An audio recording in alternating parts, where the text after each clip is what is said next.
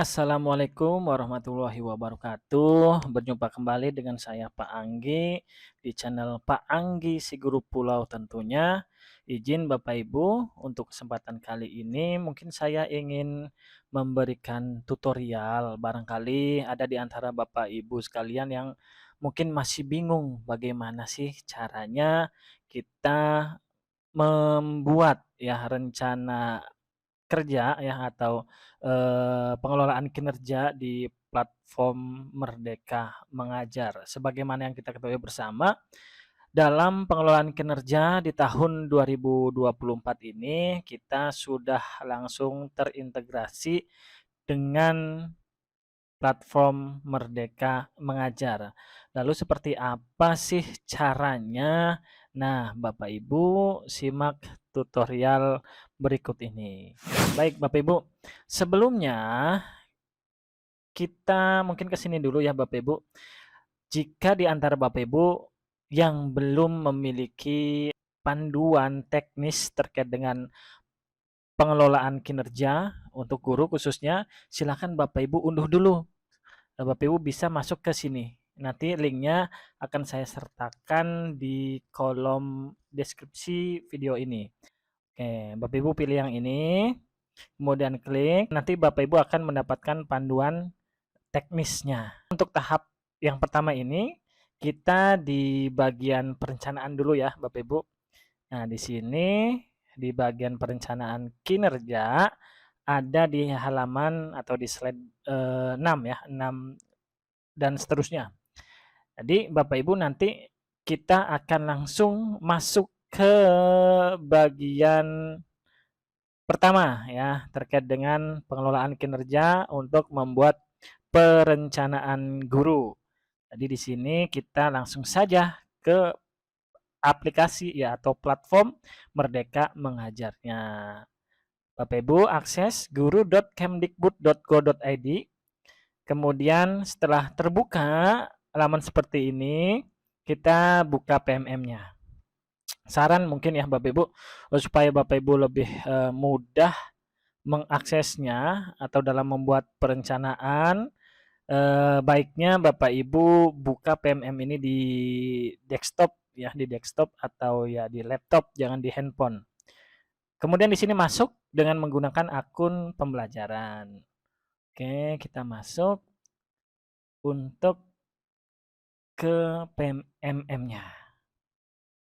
Nah, setelah masuk Bapak Ibu di sini, silakan pilih yang pengelolaan kinerja. Tapi alangkah baiknya ya, sebelum kita mengisi pengelolaan kinerja, Bapak Ibu di bulan Desember kemarin atau tahun kemarin sudah mengisi refleksi kompetensi. Ya, di sini kalau sudah diisi bisa langsung ke pengelolaan kinerja. Tapi kalau misalkan lupa atau tidak tahu, ya silakan dibuka lagi ya di sini masih bisa diisi atau enggak. Tapi kalau misalkan kita mau coba langsung ke pengelolaan kinerjanya boleh. Kita coba klik ya di sini ya, pengelolaan kinerja. Oke, di sini silahkan langsung klik yang ini ya, tetap di sini. Kalau Bapak Ibu yang memang baru memulai, tampilannya berbeda ya, tampilannya seperti ini Bapak Ibu. Nah, ini saya coba buka yang panduannya ya. Jadi kalau pertama kali Bapak Ibu mengakses tadi bagian pengelolaan kinerja, Bapak Ibu akan diarahkan ke halaman seperti ini. Kemudian Bapak Ibu klik mulai untuk mengisi perencanaannya. Ya, kalau sudah diklik mulai, nanti Bapak Ibu akan ke sini ya. Saya slideshow dulu. Nah, kita coba lihat. Nah, akan diarahkan ke bagian ini Bapak Ibu. Jadi di situ ada data dari Bapak Ibu sekalian. Bapak Ibu di sini tugasnya adalah mengecek ya, melihat apakah data yang tertera sudah sesuai atau belum. Kalau misalkan sudah sesuai, maka Bapak Ibu bisa langsung klik data sudah sesuai. Tapi kalau misalkan ada kekeliruan, Bapak Ibu bisa klik edit. Tapi harus jeli ya, harus teliti Bapak Ibu karena edit data ini hanya bisa dilakukan satu kali. Oke, kalau misalkan sudah sesuai, baru klik data sudah sesuai. Nanti akan dimunculkan lagi halaman berikut ya. Maka Bapak Ibu di sini harus teliti lagi data dirinya sudah sesuai atau belum. Klik ya, lanjutkan untuk dapat memulai ke perencanaan kinerjanya.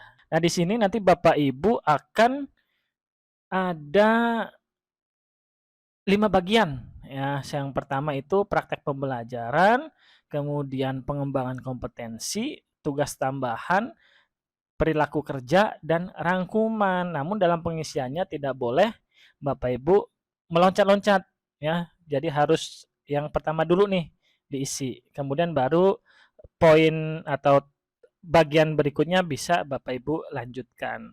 Nah, kita kembali lagi ke aplikasi atau platformnya ya di sini. Oke, di sini masih bulan Januari.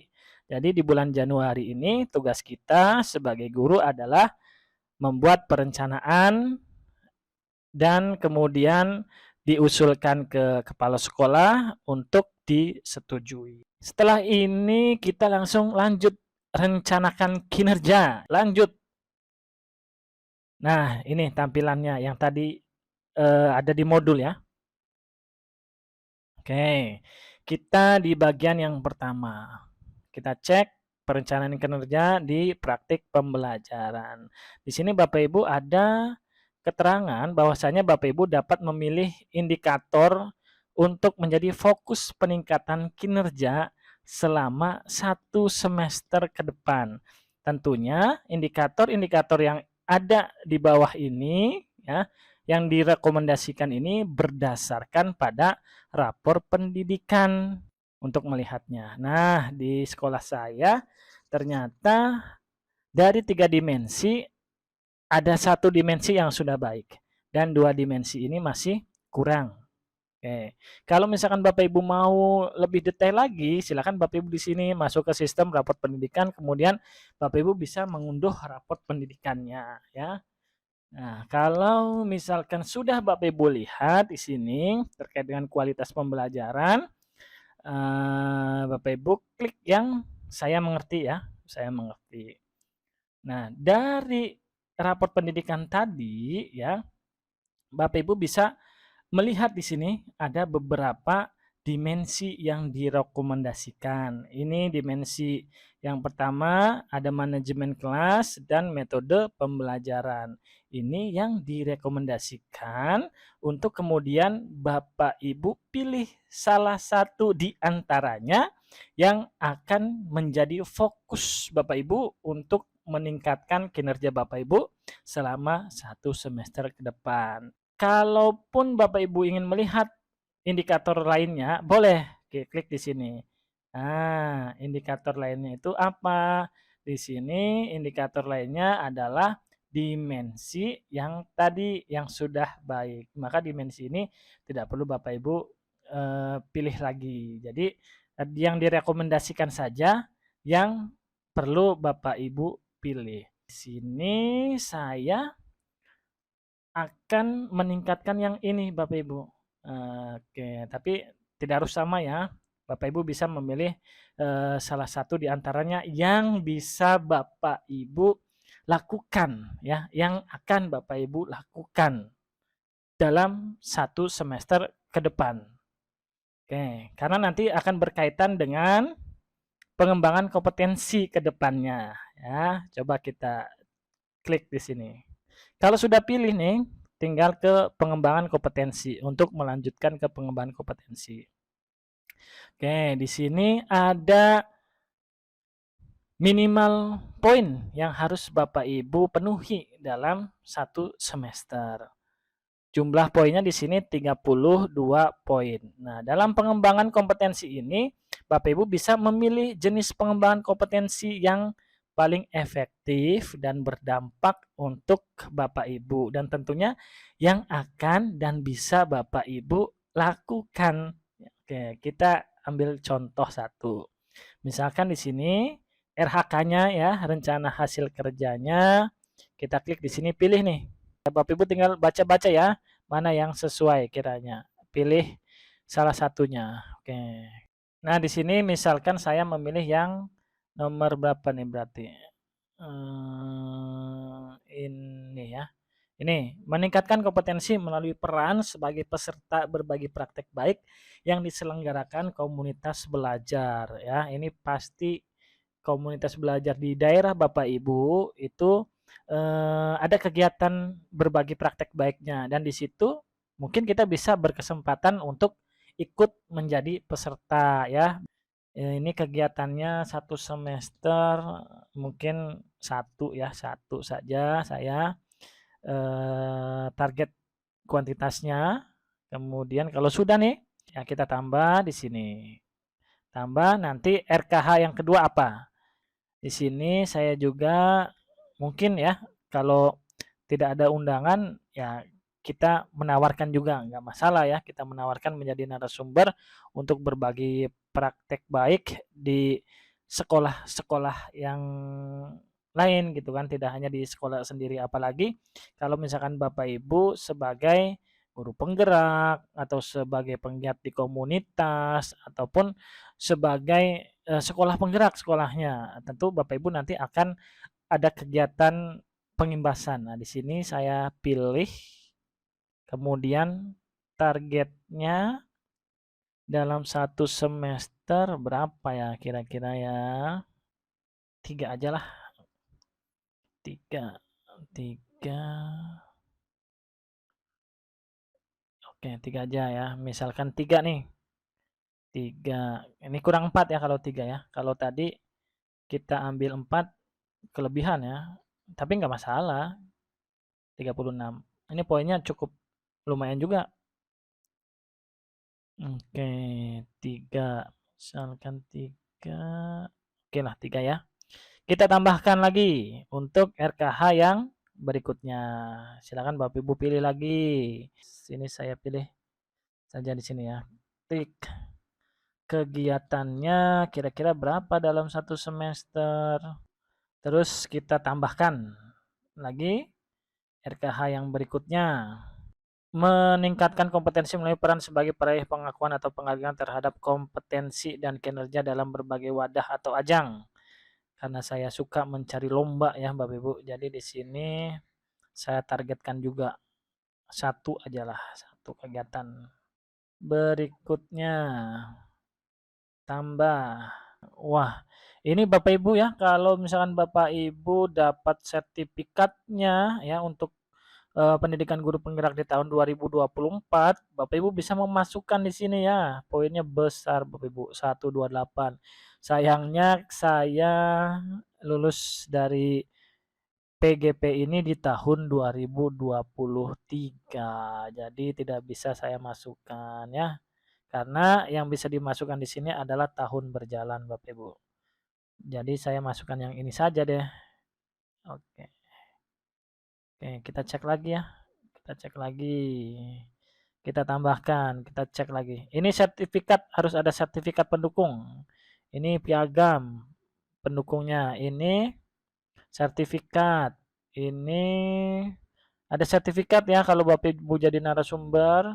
Oke, udah 92 totalnya. Saya coba cek lagi, ada lagi enggak ya kira-kira RHK yang akan saya tambahkan. Meningkatkan memulai peran sebagai peserta coaching atau mentoring pengembangan. Ini kalau supervisi masuk ya kayaknya ya. Masuklah nih supervisi. Oke, setiap satu semester itu satu ya supervisi. Oke, kita masukkan. Karena saya biasanya ditugaskan ya untuk jadi coach ya. Jadi coach. Oke, untuk mensupervisi rekan sejawat. Dan disupervisi juga oleh kepala sekolah. Kita tambahkan lagi yang ini, ada nggak kira-kira yang lain? Mulai dari persiapan, pelaksanaan, dan diskusi tindak lanjut bersama rekan sejawat. Masuk juga kayaknya ya. Oke, satu ya saya masukkan juga. Nanti biar kepala sekolah yang mengecek lagi disetujui atau tidak. Nah, ini yang di PMM ya Bapak Ibu, di PMM. Kenapa di sini saya memilihnya yang bagian adaptif tadi ya, bukan budaya positif, karena budaya positif tuh saya sudah mempelajari dan sudah di modul PMM-nya sudah keluar sertifikat. Berapa targetnya kira-kira Bapak Ibu? Saya targetnya 2 ya. 2 apa 1 ya? 2 lah. Kita cek poinnya. Jumlah total 120. Saya lanjut ya ke tugas tambahan. Bapak Ibu di sekolah mendapatkan tugas tambahan apa? Ada yang jadi wali kelas, mungkin ya, ada yang jadi waka ya. Kita cek di sini ada apa saja tugas tambahannya. Kebetulan saya di SMA diamanahi sebagai wakil kepala sekolah. Hanya untuk SMP, SMA, SMK. Meningkatnya kinerja melalui pelaksanaan tugas tambahan sebagai wakil kepala satuan pendidikan. Oke, ini. Bukti dukungan per semester, laporan disertai surat keputusan 1 ya per semester. Tambah, kita cek lagi. Ada tugas tambahan yang sesuai enggak ya? Pengurus organisasi. Oke, saya masuk ini di Asosiasi Guru Pendidikan Pancasila ya. Masuk di sini 1. Oke, kita tambah. Ada apa lagi? Pengurus organisasi asosiasi MGMP ya, ini bisa nih. MGMP Kabupaten Bintan. Oke, 1. Hanya 3 ya tugas tambahan saya. Langsung ke perilaku kerja. Di perilaku kerja ini kita tengok aspeknya ya. Di sini kita tinggal pilih saja. Kita baca dulu di sini. Indikator dan perwujudan perilaku. Untuk masing-masing aspek, pilih satu yang Anda ingin prioritaskan di semester ini. Kalau misalkan Bapak Ibu ingin membaca selengkapnya, coba klik di sini ya. Nanti akan muncul ini indikator-indikatornya nih. Oke, kita langsung saja dari aplikasinya, dari platformnya. Berorientasi pada pelayanan. Apa perilaku yang paling ingin Anda fokuskan di tahun ini? Kita cek ya. Memahami kebutuhan peserta didik dan berusaha memenuhinya. Oke, ini sejalan dengan pembelajaran diferensiasi. Bersifat ramah kepada peserta didik tanpa membeda-bedakan. Oke. Melakukan perbaikan terus-menerus terhadap kompetensi dan perilaku kerja. Saya memilih yang ini. Bagaimana Anda akan menerapkan perilaku tersebut dalam kehidupan sehari-hari? Oke, saya akan berusaha ini aja. Berusaha untuk memenuhi kebutuhan peserta didik secara responsif. Akuntabel. Oke, ini ya. Kompeten. Kita pilih menunjukkan penguasaan kompetensi kinerja. Harmonis. Mampu membangun lingkungan pembelajaran yang kondusif. Oke. Loyal. Oke, sini ya. Adaptif. Berinovasi ya, Bapak Ibu. Bagaimana Anda akan menerapkannya? Saya suka berinovasi. Kolaboratif yang terakhir, Bapak Ibu. Kita lihat indikatornya untuk menggerakkan ya. Oke, kalau sudah, Bapak Ibu bisa cek lagi ya. Ini tidak harus sama, sesuai dengan perilaku kerja individu Bapak Ibu sekalian. Oke, kemudian di sini ke rangkuman. Klik bagian terakhir ya kayaknya ya. Oh, rangkuman. Iya, setelah kita tadi melakukan pengisian, ya, inilah rangkumannya Bapak Ibu, rekapannya ya. Saya lanjutkan untuk mengajukan. Di sini ajukan perencanaan kinerja ke atasan. Setelah disetujui oleh kepala sekolah, maka itu akan masuk lagi ke akun kita cek lagi itu. Kita bisa melihat, oh ini ternyata yang diperbarui oleh kepala sekolah, oh ini ternyata yang ditambahkan, oh ini yang ternyata yang dikurangi. Kalau misalkan kita cocok, ya baru kita sepakati. Tapi kalau misalkan ada ketidaksesuaian, silakan Bapak Ibu diskusikan dulu. Setelah misalkan ada kesepakatan, baru Bapak Ibu klik bagian sepakati ya. Oke, saya ajukan ya di sini. Sudah selesai. Kita tinggal tunggu nanti respon dari atasan, respon dari kepala sekolah ya. Oke, kita kembali ke beranda. Nah, di sini ada keterangan menunggu persetujuan atasan. Ya, perencanaan kinerja Anda sudah diajukan dan sedang diperiksa atasan. Persetujuan atasan akan muncul di halaman ini.